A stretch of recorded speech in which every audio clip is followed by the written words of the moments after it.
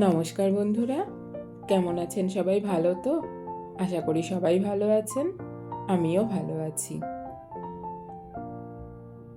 আজ শ্রাবণ মাসের প্রথম সোমবার, তাই রাত্রেবেলা একটু আলুর তরকারি আর লুচি করব, তারই জোগাড় করছি আর কি। শ্রাবণ মাসের সোমবারগুলোতে বিকেলের দিকে ভাত তো আর খাওয়া হয় না, একটুখানি লুচি পরোটা বা এই সমস্তই খাওয়া হয়।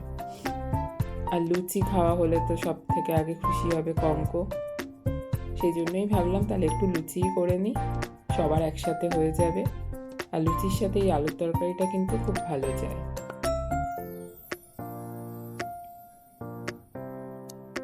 খুব বেশিক্ষণের কাজ তো নয়। আলুগুলো কেটে নিয়েছি, কেটে আলুগুলোকে ধুয়ে নেব। আমি না আলুটাকে একটু সিদ্ধ করে নেব। এই আলুর তরকারিতে আলুটা যদি সিদ্ধ করে নেওয়া হয় তাহলে কিন্তু টেস্টটা ভালো হয়। আলুটা সিদ্ধ হয়ে গেছে, কড়াই বসিয়ে কড়াইতে আমি 1-2 চামচের মতোই তেল দিয়েছি, খুব বেশি তেল না।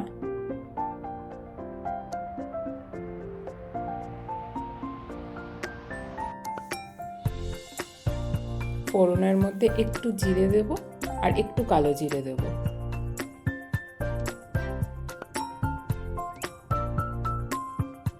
লুচি দিয়ে এই আলুর তরকারিটা অধিকাংশ মানুষেরই খুব প্রিয়। সবাই কিন্তু লুচির সাথে আলুর দম যেমন ভালোবাসে, তার সাথে এরকম ছোট ছোট আলু কেটে সাদা আলুর তরকারিটাও কিন্তু অনেকেরই খুব প্রিয়। একটা কাঁচা লঙ্কাও চিড়ে দিয়ে দিলাম, কাঁচা লঙ্কার গন্ধটা কিন্তু ভালোই যায়। আলুগুলো গরম তো, তাই একটা হাতার সাহায্যে আমি কড়াইতে দিয়ে দিচ্ছি। শ্রাবণ মাস পড়ে গেছে, শ্রাবণ মাসের প্রথম সোমবার হয়েও গেল। এবার কিন্তু শ্রাবণ মাসে 5টা সোমবার পড়েছে। অন্যবার 4টেই পড়ে, কিন্তু এইবার দেখছি শ্রাবণ মাসে 5টা সোমবার। ভালোই হলো, বাবা একদিন এক্সট্রা জল পাবে, আমরাও একদিন বেশি করে বাবাকে পুজো দিতে পারবো। তবে এবার কিন্তু বৃষ্টির পরিমাণটা খুব বেশি আমার কাছে লাগছে। যদিও আজকে আমাদের এখানে খুব মেঘ করেছিল, বৃষ্টি হলো না, কিন্তু তাও বৃষ্টিটা কিন্তু সব জায়গাতেই বেশ বেশি পরিমাণেই হচ্ছে। চলুন আপনাদের সাথে গল্প করতে করতে তরকারিটা মোটামুটি আমার কষানো হয়ে গেছে। তরকারিটা একটু ভালো করে কষিয়ে নিয়ে তারপরে আমি তরকারিতে গরম জলই দেব। এসব তরকারিতে গরম জল দিলে তরকারিটা খেতে কিন্তু টেস্টটা ভালো হয়। ঠান্ডা জল তো দেওয়াই যায়, কিন্তু আমি সবসময় একটু গরম জল ব্যবহার করি।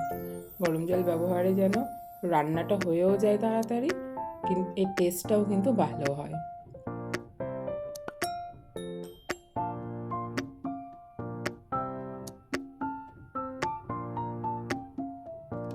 বললাম না লুচি করব, লুচির জন্য ময়দা মাখা হয়ে গেছে। লেচিগুলো কেটে নিই, লেচিগুলো কেটে নিয়ে তারপরে এক এক করে বেলে নেব।